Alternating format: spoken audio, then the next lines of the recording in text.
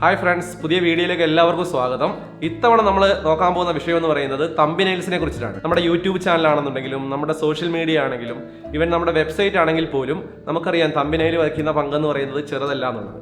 അപ്പോൾ ഒരു നല്ല തംബ്നെയിൽ എങ്ങനെ ആയിരിക്കണം എന്നുള്ളതിനെ കുറിച്ചാണ് നമ്മുടെ ഇന്നത്തെ വീഡിയോ.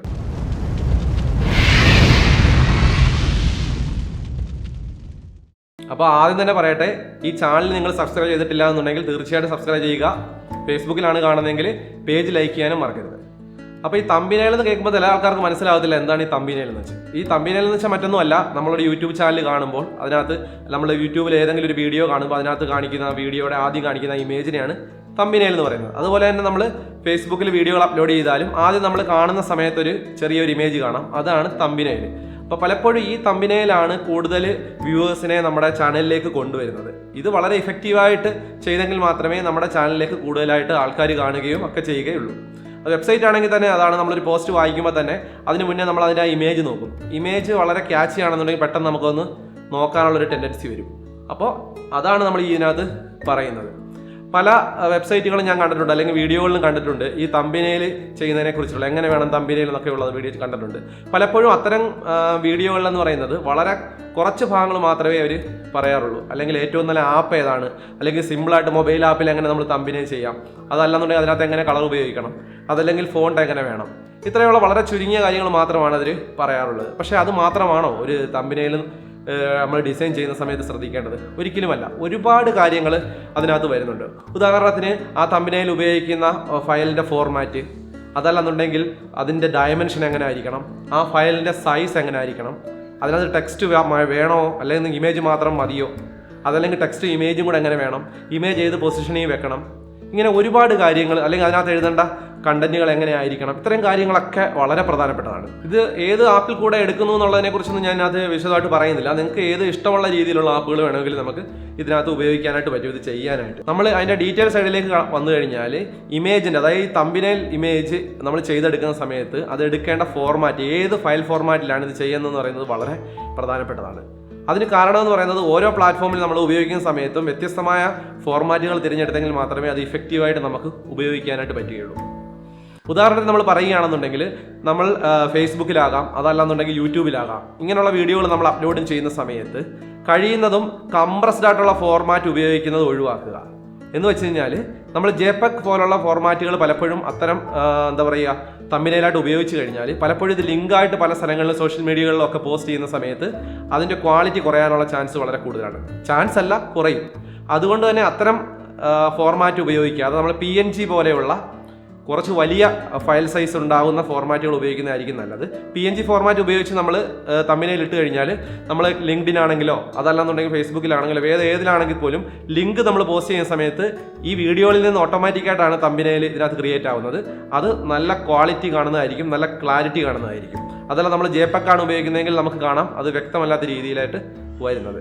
അതുപോലെ തന്നെ നമ്മളൊരു തംബ്നെയിൽ ചെയ്യുമ്പോൾ തന്നെ ശ്രദ്ധിക്കേണ്ട ഒരു കാര്യം എന്ന് പറയുന്നത്, പല പ്ലാറ്റ്ഫോമുകൾക്ക് നമുക്ക് വേണം ഇത് ഉപയോഗിക്കേണ്ടതായിട്ട് വരും. നമുക്ക് ഒരു ഇമേജ് നമ്മൾ ചെയ്യുന്ന സമയത്ത് എപ്പോഴും നമ്മൾ ഒരു പ്ലാറ്റ്ഫോമിനെ മാത്രം നോക്കി നമ്മൾ ചെയ്യരുത്. നമുക്ക് നമ്മളുടെ യൂട്യൂബിൽ പോസ്റ്റ് ചെയ്യേണ്ടി വരും, നമുക്ക് നമ്മുടെ ഫേസ്ബുക്കിൽ പോസ്റ്റ് ചെയ്യേണ്ടി വരും, അതുപോലെ തന്നെ നമ്മളുടെ മറ്റ് വെബ്സൈറ്റുകളിൽ പോസ്റ്റ് ചെയ്യേണ്ടി വരും. അങ്ങനെയുള്ള എല്ലാ കാര്യത്തിനൂടെ വേണം നമ്മളിത് ചെയ്യാനായിട്ട്. അപ്പോൾ അത് സേവ് ചെയ്യുന്ന സമയത്ത് നമുക്ക് വേണ്ടുന്ന ഇമേജ് ഫോർമാറ്റിലേക്ക് മാറ്റി വേണം നമ്മൾ സേവ് ചെയ്യാനായിട്ട്. യൂട്യൂബിനും ഫേസ്ബുക്കിനും ഒക്കെ നമ്മൾ ഈ പറയുന്ന പോലെ PNG ഉപയോഗിക്കുമ്പോൾ തന്നെ നമ്മൾ മറ്റ് നമുക്ക് വെബ്സൈറ്റ് ആണ് ഉപയോഗിക്കുന്നതെങ്കിൽ നമുക്ക് കുറച്ചുകൂടി കംപ്രസ്ഡ് ആയിട്ടുള്ള ഡയമെൻഷൻ കുറഞ്ഞ ഫോർമാറ്റ് ആയിരിക്കും നല്ലത്. അതിന് നമുക്ക് ജെപെഗ് പോലുള്ള ഇമേജ് ഫോർമാറ്റ് ഉപയോഗിക്കാം. WebP നമുക്ക് സപ്പോർട്ട് ചെയ്യുന്നതാണെന്നുള്ള സൈറ്റ് ആണെന്നുണ്ടെങ്കിൽ അത്തരം ചെയ്യുന്നതിലും കുഴപ്പമില്ല. അതുപോലെ തന്നെ പ്രധാനമാണ് ഈ ഇമേജുകളുടെ ഡയമെൻഷൻ. ഈ ഡയമെൻഷൻ നമ്മൾ നോക്കുന്ന സമയത്ത് എന്ന് പറയുന്നത് നമുക്കറിയാം പല ഗാഡ്ജറ്റുകളിൽ കൂടെയും പല പ്ലാറ്റ്ഫോമിൽ കൂടെയൊക്കെ നമുക്കിത് കാണേണ്ടതായിട്ട് വരും. അപ്പോൾ ഇതിനെല്ലാം കൂടെ ചേർത്തക്ക രീതിയിലുള്ള ഏതെങ്കിലും ഒരു ഡയമെൻഷൻ നമ്മൾ തിരഞ്ഞെടുക്കുകയാണെങ്കിൽ നമുക്ക് ഈസി ആയിരിക്കും. അല്ലെങ്കിൽ ഓരോ ഇമേജായിട്ട് നമുക്ക് ഡിസൈൻ ചെയ്യേണ്ടതായിട്ട് വരും. അപ്പോൾ നമുക്ക് സാധാരണഗതിയിൽ എന്ന് പറഞ്ഞാൽ ഫുൾ HD ഫോർമാറ്റ് ഉണ്ടല്ലോ, നമുക്കറിയാം. ആ ഫോർമാറ്റ് 180p എന്നുള്ള ആ ഒരു ഫോർമാറ്റിൽ നമ്മൾ എടുക്കുന്നതായിരിക്കും നല്ലത്. മിക്ക പ്ലാറ്റ്ഫോമിലും നമുക്കിത് ഉപയോഗിക്കാനായിട്ട് പറ്റും. കാരണം യൂട്യൂബിൽ ഉപയോഗിക്കുന്ന സമയത്ത് നമ്മൾ 720p ഉള്ള ആ ഒരു ഡയമെൻഷനിലാണ് നമ്മൾ എടുക്കുന്നതെന്നുണ്ടെങ്കിൽ ശ്രദ്ധിക്കേണ്ട കാര്യം, ഇപ്പോൾ ഏറ്റവും കൂടുതൽ ആൾക്കാർ ഇതൊക്കെ വ്യൂ ചെയ്യുന്നതെന്ന് പറയുന്നത് ഫുൾ HD TV-യിലൂടെയൊക്കെയാണ്. അപ്പം നമ്മൾ അത്തരത്തിൽ വരുന്ന സമയത്ത് അതിൻ്റെ ഇമേജിൻ്റെ ക്വാളിറ്റി കുറയാനുള്ള ചാൻസ് ഉണ്ട്. അതുകൊണ്ട് തന്നെ നമ്മൾ ഈ പറയുന്ന 1080p എന്നുള്ള ആ ഒരു ഡയമെൻഷനിൽ തന്നെ നമ്മൾ ചെയ്യുന്നത് തന്നെയായിരിക്കും നല്ലത്. കാരണം ഒട്ടുമിക്ക പ്ലാറ്റ്ഫോമുകളും അത് സപ്പോർട്ട് ചെയ്യുന്നുണ്ട്. നമ്മളത് ഫേസ്ബുക്കിലൊക്കെ മറ്റേ പോസ്റ്റ് ചെയ്യുന്ന സമയത്ത് ചിലപ്പോൾ ഒന്ന് ശകലം ക്രോപ്പായി വന്നെങ്കിൽ പോലും നമ്മളുടെ ഇമേജിനോ അതല്ലെന്നുണ്ടെങ്കിൽ ടോട്ടാലിറ്റിയിൽ അത് വലിയ വ്യത്യാസം ഉണ്ടാക്കുന്നില്ല. അപ്പോൾ അത് നമ്മൾ ശ്രദ്ധിക്കണം. ഇമേജിൻ്റെ സൈസിൻ്റെ കാര്യം പറയുമ്പോൾ തന്നെ നമ്മൾ യൂട്യൂബിലോ അല്ലെങ്കിൽ ഫേസ്ബുക്കിലോ ഒക്കെ അപ്ലോഡ് ചെയ്യുന്ന സമയത്ത് തന്നെ അത് പറയുന്നുണ്ട് മാക്സിമം 2MB ആണ്. അങ്ങനെയുള്ള ഓരോന്നിനും ഓരോ സൈസ് പറയുന്നുണ്ട്. അപ്പോൾ നമ്മൾ കഴിയുന്നതും മാക്സിമം സൈസ് നമ്മൾ യൂട്ടിലൈസ് ചെയ്യുക. കാര്യം അതാണ് അതിൻ്റെ ക്വാളിറ്റി കൂടുതലായിരിക്കും. അപ്പോൾ ഇത് ഓരോ തവണ നമ്മൾ ഇമേജ് ചെയ്ത് അപ്ലോഡ് ചെയ്യുമ്പോൾ തന്നെ ഓരോ പ്ലാറ്റ്ഫോമിനും അതിൻ്റേതായ കംപ്രഷൻസ് ഉണ്ട്. അത് അതിജീവിക്കണമെങ്കിൽ കഴിയുന്നത്ര നല്ല ക്വാളിറ്റിയുള്ള ഇമേജുകൾ നമ്മൾ ഇതിനകത്ത് അപ്ലോഡ് ചെയ്യുക. നമ്മളിപ്പോൾ ഒരു യൂട്യൂബ് ചാനലിലാണെന്നുണ്ടെങ്കിൽ ഈ തമ്പിനെയിലിനെ കുറിച്ച് പഠിപ്പിക്കുന്ന ബെസ്റ്റ് തമ്പിനെയിൽ എങ്ങനെ നിങ്ങൾക്ക് നിർമ്മിക്കാം എന്നൊക്കെ പറഞ്ഞ് ഒരുപാട് വീഡിയോകൾ കിടക്കുന്ന സമയത്ത് നിങ്ങൾ ആദ്യം ചെല്ലേണ്ടത് ഈ പറയുന്ന ആളുടെ ചാനൽ ഒന്ന് ഓടിച്ചിട്ട് നോക്കണം. എന്നിട്ട് അവരുടെ തമ്പിനെയിൽ എങ്ങനെയാണ് ചെയ്തിരിക്കുന്നത് അത് മനോഹരമാണെന്നുണ്ടെങ്കിൽ മാത്രം നിങ്ങൾ ആ വീഡിയോ കണ്ടിട്ട് കാര്യമുള്ളൂ. കാരണം ഇതെങ്ങനെ പഠിപ്പിക്കുന്നു എന്ന് പറയുന്ന ആൾക്ക് സ്വാഭാവികമായിട്ടും അവരുടെ വീഡിയോകൾ അത്തരത്തിൽ ചെയ്യണം. അതുകൊണ്ട് അത് നമുക്ക് ആദ്യം തന്നെ നോക്കിയതിന് ശേഷം മതി ഇത്തരം കാര്യങ്ങൾ വിശദമായിട്ട് നമുക്ക് നോക്കാനായിട്ട്. അതുപോലെ തന്നെ പ്രധാനപ്പെട്ട ഒരു കാര്യമാണ്, പല ആൾക്കാർക്കും മനസ്സിൽ സംശയമുള്ളൊരു കേസാണ്. ഉദാഹരണത്തിന് ഈ തമ്പിനെയിൽ ഡിസൈൻ ചെയ്യുന്ന സമയത്ത് അതിന് ടെക്സ്റ്റ് വേണമോ അതല്ലെങ്കിൽ അതിനകത്തൊരു ഇമേജ് മാത്രം മതിയോ എന്നുള്ള ചോദ്യം. ഇത് ഒരുപാട് ആൾക്കാരുടെ മനസ്സിലേക്ക് വരുന്നതാണ്. നിങ്ങൾ ശ്രദ്ധിക്കേണ്ട ഒരു കാര്യം എന്ന് പറയുന്നത്, നിങ്ങളൊരു പുതുമുഖമാണെങ്കിൽ അല്ലെങ്കിൽ നിങ്ങളൊരു ചെറിയ ബ്ലോഗർ ആണെങ്കിൽ തീർച്ചയായിട്ടും നിങ്ങൾക്ക് ടെക്സ്റ്റ് ആവശ്യമാണ്. കാര്യം ആ ടെക്സ്റ്റാണ് നമ്മളെ കൂടുതൽ മറ്റുള്ളവരെ അതിലേക്ക് അട്രാക്ട് ചെയ്യുന്നത്. നമ്മളുടെ മുഖം അതല്ലെങ്കിൽ പ്രധാനമല്ല. കാരണം നമ്മളൊരു സെലിബ്രിറ്റിയോ അതല്ലെങ്കിൽ പോപ്പുലർ ആകാത്ത ഒരു ബ്ലോഗർ ആണെന്നുണ്ടെങ്കിൽ തീർച്ചയായിട്ടും അതിനകത്ത് കൊടുക്കുന്ന ടെക്സ്റ്റുകളാണ് ഒരു വ്യൂവറിനെ അതിലേക്ക് അട്രാക്ട് ചെയ്യുന്നത്. അതുകൊണ്ട് തന്നെ തുടക്കക്കാർ തീർച്ചയായിട്ടും നമ്മൾ ടെക്സ്റ്റ് പോർഷനും കൂടെ ഉപയോഗിക്കുന്നതായിരിക്കും നല്ലത്. നമ്മൾ കുറച്ചുകൂടെ വളർന്ന് നല്ല രീതിയിൽ അറിയുന്ന ഒരു പോപ്പുലർ ആയിട്ടുള്ള ബ്ലോഗറായി മാറിക്കഴിഞ്ഞു കഴിഞ്ഞാൽ ഒരുപക്ഷെ ഈ ടെക്സ്റ്റിന് പ്രാധാന്യം വരുത്തില്ല. അത്തരം സമയത്തെന്ന് പറയുന്നത് ഏത് സബ്ജക്റ്റാണോ ആ വീഡിയോ പറയുന്നത് അല്ലെങ്കിൽ ആ വീഡിയോയിൽ ഏത് സബ്ജക്റ്റിനെ കുറിച്ചാണോ പറയുന്നത് അതുമായിട്ട് റിലേറ്റഡ് ആയിട്ടുള്ള ഇമേജുകളാണ് പല പോപ്പുലർ ആയിട്ടുള്ള ബ്ലോഗർമാരും കൊടുക്കാറുള്ളത്. അപ്പം നമുക്ക് കാണുന്നവർക്ക് മനസ്സിലാവും ഈ ആള് ഇന്ന സബ്ജക്റ്റാണ് പറയുന്നത്. അതല്ലെന്നുണ്ടെങ്കിൽ അവരുടെ തന്നെ ക്വാളിറ്റിയുള്ള ഇമേജ് കൊടുക്കുമ്പോൾ തന്നെ അവരുടെ പുതിയൊരു വീഡിയോ വന്നിട്ടുണ്ട്. കാര്യം അദ്ദേഹം ആൾറെഡി പ്രൂവ് ചെയ്ത ആളായത് കാരണം അദ്ദേഹം ഇടുന്ന വീഡിയോകൾ എന്തും നമ്മൾ കാണാനായിട്ട് ശ്രമിക്കാറുണ്ട്. അപ്പോൾ തുടക്കക്കാർ ഈ ടെക്സ്റ്റ് പോർഷനോട് ചേർത്ത് ചെയ്യുന്നതായിരിക്കും നല്ലത്. അപ്പോൾ ഈ ടെക്സ്റ്റ് പോർഷനും ഇമേജും കൂടെ വരുന്ന സമയത്ത് പല ആൾക്കാർക്കും ഒരു സംശയമുണ്ട്, എവിടെയാണ് നമ്മൾ ടെക്സ്റ്റ് കൊടുക്കേണ്ടത് അല്ലെ എവിടെയാണ് നമ്മൾ ഇമേജ് കൊടുക്കേണ്ടത്, ഏത് ഭാഗത്ത് കൊടുക്കണം ടെക്സ്റ്റ്, ഏത് ഭാഗത്ത് വേണം ഈ ബ്ലോഗറിൻ്റെ ചിത്രം കൊടുക്കാനായിട്ട് അല്ലെങ്കിൽ വേറൊരു ഇമേജ് കൊടുക്കാനായിട്ട്. ശ്രദ്ധിക്കേണ്ട ഒരു കാര്യം എന്ന് വെച്ചാൽ നമ്മളൊരു ഇമേജ് കാണുന്ന സമയത്ത് ഏറ്റവും കൂടുതൽ നമ്മുടെ ശ്രദ്ധ വരുന്നതെന്ന് പറയുന്നത് എപ്പോഴും നമ്മൾ കാണുന്ന ലെഫ്റ്റ് ഭാഗത്താണ്. ഈ ലെഫ്റ്റ് സൈഡിലാണ് പെട്ടെന്ന് നമ്മളുടെ അറ്റൻഷൻ കിട്ടുന്നത്. അതുകൊണ്ട് തന്നെ ഏതിനാണോ കൂടുതൽ അറ്റൻഷൻ കിട്ടേണ്ടത് അത് നമ്മൾ ലെഫ്റ്റ് സൈഡ് കൊടുത്തു കഴിഞ്ഞ് കഴിഞ്ഞാൽ കൂടുതൽ ആൾക്കാരുടെ ശ്രദ്ധ അതിലേക്ക് വരും. ഉദാഹരണത്തിന് നമ്മളൊരു വിഷയം ടെക്സ്റ്റ് ആണ് നമുക്ക് കൂടുതലായിട്ട് ശ്രദ്ധിക്കേണ്ടത്. ഈ ടെക്സ്റ്റ് കണ്ടിട്ട് വേണം അല്ലെങ്കിൽ ഈ എന്താണ് എഴുതിയേക്കുന്നത് അത് കണ്ടിട്ട് വേണം കാണാമെങ്കിൽ നമ്മൾ ആ എഴുതിയേക്കുന്നത് ഇടത് സൈഡിൽ, അത് ഇമേജിൻ്റെ ഇടത് സൈഡിൽ എഴുതുന്നതായിരിക്കും നല്ലത്. അതല്ല ഒരു സെലിബ്രിറ്റി ആണ് അതല്ലെന്നൊരു പോപ്പുലർ ബ്ലോഗർ ആണെന്നെങ്കിൽ ഒരുപക്ഷെ ആ വ്യക്തിയുടെ ഫോട്ടോ കാണുമ്പോഴാണ് നമ്മൾ പെട്ടെന്ന് അതിലേക്ക് കയറി നോക്കുന്നത്. അത്തരക്കാർ വേണമെന്നുണ്ടെങ്കിൽ ലെഫ്റ്റ് സൈഡിൽ ആ അദ്ദേഹത്തിൻ്റെ ഇമേജ് നമുക്ക് കൊടുക്കാം. ഞാൻ വീഡിയോ ചെയ്യുന്ന സമയത്ത് എനിക്കെന്ന് പറയുന്നത് പലപ്പോഴും വീഡിയോ ഷൂട്ടിങ്ങോ അതിൻ്റെ എഡിറ്റിങ്ങോ ഒക്കെ വളരെ വേഗം കഴിയാറുണ്ട്. പക്ഷേ ഏറ്റവും കൂടുതൽ സമയം നമ്മൾ കളയുന്നതെന്ന് പറയുന്നത് ഇതിനെ തമ്പിനെയിൽ ഡിസൈൻ ചെയ്യാനാണ്. മറ്റു കാര്യങ്ങൾക്കുണ്ട്, അതിൻ്റെ എങ്ങനെയാണ് അതിൻ്റെ ഹെഡിങ് വേണം, ഇതൊക്കെ നമ്മൾ ഒരുപാട് സമയങ്ങൾ എടുക്കുന്നെങ്കിൽ അതുപോലെ തന്നെ സമയം എടുക്കുന്ന ഒരു കാര്യമാണ് ഇതിനെ തമ്പിനെയിൽ. കാരണം ഈ തമ്പിനെയിൽ ചെയ്യുന്ന സമയത്ത് ഇതിനകത്ത് ഏത് തരത്തിലുള്ള ടെക്സ്റ്റ് നമ്മൾ ഉപയോഗിക്കണം, ഇംഗ്ലീഷ് ഉപയോഗിക്കണോ മലയാളം ഉപയോഗിക്കണോ, ഇംഗ്ലീഷും മലയാളവും ചേർത്ത് ഉപയോഗിക്കണോ, ഇങ്ങനെയൊക്കെയുള്ള ഒരുപാട് കാര്യങ്ങൾ നമ്മൾ ചിന്തിക്കാറുണ്ട്. അപ്പോൾ എനിക്ക് പറയാനുള്ളതെന്ന് പറയുന്നത് നിങ്ങളൊരു മലയാള സൈറ്റ് ആണെന്നുണ്ടെങ്കിൽ അതിനകത്ത് മലയാളവും ഇംഗ്ലീഷും കൂടെ ചേർത്ത് ഉപയോഗിക്കുന്നത് തന്നെയായിരിക്കും ഇഫക്റ്റീവ്.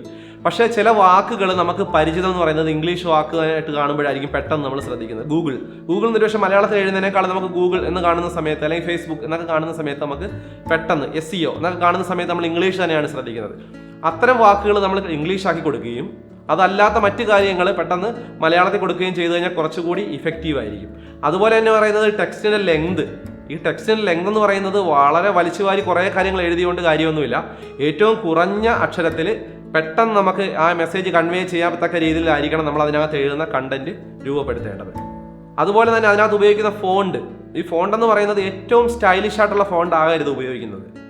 പകരം കുറഞ്ഞ സ്ഥലത്ത് കൂടുതൽ കണ്ടന്റിനെ ഉൾപ്പെടുത്തത്തക്ക രീതിയിലുള്ള എന്നാൽ അത് കാണുന്ന സമയത്ത് അഭംഗിയാവുകയും ചെയ്തു അത്തരം ഫോണ്ടുകൾ വേണം. കണ്ടൻസ്ഡ് ആയിട്ടുള്ള ഫോണ്ടുകളാണ് പലപ്പോഴും ഇത്തരം തമ്പിനെയിലുകൾക്ക് യോജിക്കുന്നത്.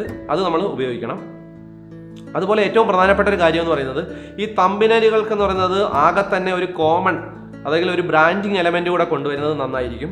ഈ ബ്രാൻഡിങ് എലമെന്റ് കൊണ്ടുവരാനായിട്ട് ഏറ്റവും പ്രധാനപ്പെട്ട കാര്യം എന്ന് പറയുന്നതാണ് അതിനകത്ത് ഉപയോഗിക്കുന്ന കളറുകൾ അല്ലെങ്കിൽ കളർ തീമുകൾ, അതല്ലെങ്കിൽ അതിനകത്ത് ഉപയോഗിക്കുന്ന ഫോണ്ടുകൾ, അതല്ലാന്നുണ്ടെങ്കിൽ ടോട്ടൽ സ്റ്റൈല്. ഇത്തരം കാര്യങ്ങൾ നമ്മൾ ശ്രദ്ധിച്ചു കഴിഞ്ഞാൽ തന്നെ നമ്മുടെ തമ്പനയിലേക്ക് ഒരു ബ്രാൻഡിങ് എലമെന്റ് കൊണ്ടുവരാനായിട്ട് വരും. അപ്പോൾ നമ്മൾ നമ്മുടെ ചാനൽ ഓടിച്ചിട്ട് നോക്കുമ്പോൾ തന്നെ മറ്റുള്ളവർക്ക് മനസ്സിലാവും ഇത് കൊള്ളാമല്ലോ, ഇതൊരു ബ്രാൻഡ് ചെയ്യപ്പെട്ടിട്ടുള്ള ചാനലാണ്, അതല്ലെങ്കിൽ ഇദ്ദേഹം ഈ ബ്രാൻഡിങ് സൈഡും കൂടെ കോൺസെൻട്രേറ്റ് ചെയ്യുന്ന ആളാണ് എന്ന് പറയുമ്പോൾ നമ്മളുടെ ഒതന്റിസിറ്റി കൂടാനായിട്ട് ചാൻസ് കൂടുതലാണ്. ഒരു നല്ല തമ്പനയിൽ എങ്ങനെ ഡിസൈൻ ചെയ്യാം, അല്ലെങ്കിൽ എങ്ങനെ ഇരിക്കണം ഒരു നല്ല തമ്പനയിൽ എന്നുള്ളത് കണ്ടുപിടിക്കാനായിട്ട് വളരെ എളുപ്പമായിട്ടുള്ള ഒരു മാർഗ്ഗമുണ്ട്. നിങ്ങൾ ചെയ്യേണ്ടതെന്ന് പറഞ്ഞാൽ നിങ്ങൾ പല ചാനലുകളൊന്ന് കയറി നോക്കുക, അല്ലെങ്കിൽ യൂട്യൂബിൻ്റെ ഹോം പേജിൽ കൂടെ ഒന്ന് പരതി നോക്കുക. പലതരത്തിലുള്ള രീതിയിൽ നോക്കുന്ന സമയത്ത് നിങ്ങൾക്കറിയാം ചില തമ്പനയിലുകൾ പെട്ടെന്ന് നിങ്ങളുടെ ശ്രദ്ധയിലേക്ക് വരികയും നിങ്ങളത് ശ്രദ്ധിക്കുകയും ചെയ്യും. അപ്പം നിങ്ങൾക്ക് ഇഷ്ടപ്പെട്ട തമ്പനയിൽ ഏതാണ് എന്ന് നിങ്ങൾ ആദ്യം നോക്കുക. അപ്പോൾ നമ്മൾ അതനുസരിച്ച് ചെയ്താൽ മതി. നിങ്ങൾക്ക് ഇഷ്ടപ്പെട്ട തമ്പനയിൽ എങ്ങനെ ഇരിക്കുന്നു അതനുസരിച്ച് നിങ്ങളുടെ തമ്പനയിൽ ചെയ്യുക. സിമ്പിൾ അല്ലേ?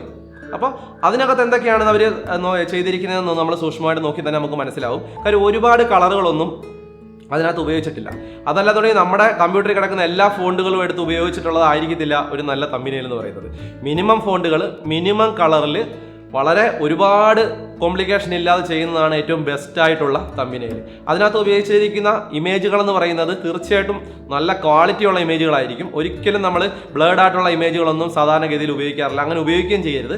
ഏറ്റവും ക്വാളിറ്റിയുള്ള ഇമേജുകൾ വേണം നമ്മൾ ഇതിനകത്ത് ഉപയോഗിക്കാൻ. കളറുകൾ തന്നെ വാരി എല്ലാ തരത്തിലുള്ള കളറുകളും ഇട്ട് ഇത് വഷളാക്കാനായിട്ട് നമ്മൾ ശ്രമിക്കരുത് ഒരിക്കലും. ഒരുപാട് കളർ ഉപയോഗിക്കുന്നതല്ല ഏറ്റവും നല്ലത്. ഏറ്റവും മിനിമം കളറുകളായിരിക്കണം ഈ തമ്പനയിലിനകത്ത് ഉപയോഗിക്കേണ്ടത്. അപ്പോൾ ഈ തമ്പനയിലിനെ കുറിച്ചിട്ടുള്ള ഏകദേശം ഒരു ധാരണ നിങ്ങൾ കിട്ടിയിട്ടുണ്ട്. അപ്പോൾ ഇതെല്ലാം കൂടെ ചേർത്ത് വെച്ചിട്ട് ഒരുപക്ഷെ എല്ലാം കൂടെ നിങ്ങൾക്ക് ഒരുമിച്ച് അപ്ലൈ ചെയ്യാൻ പറ്റുന്നില്ല, നിങ്ങൾ ഡിസൈനർ അല്ല എന്നുണ്ടെങ്കിൽ നിങ്ങൾ വിഷമിക്കേണ്ടതായിട്ടില്ല. നിങ്ങൾ ഓരോ കാര്യങ്ങളായിട്ട് ഇതിനകത്ത് പതുക്കെ അപ്ലൈ ചെയ്ത് നോക്കുക. അതുപോലെ തന്നെ എല്ലാവരും ചാനൽ സബ്സ്ക്രൈബ് ചെയ്യണം. അതുപോലെ ഫേസ്ബുക്കിലാണ് കാണുന്നതെങ്കിൽ പേജ് ലൈക്ക് ചെയ്യാനും മറക്കരുത്. അപ്പോൾ പുതിയൊരു വീഡിയോയിൽ കാണാം നമുക്ക്. അതുവരേക്കും ബൈ.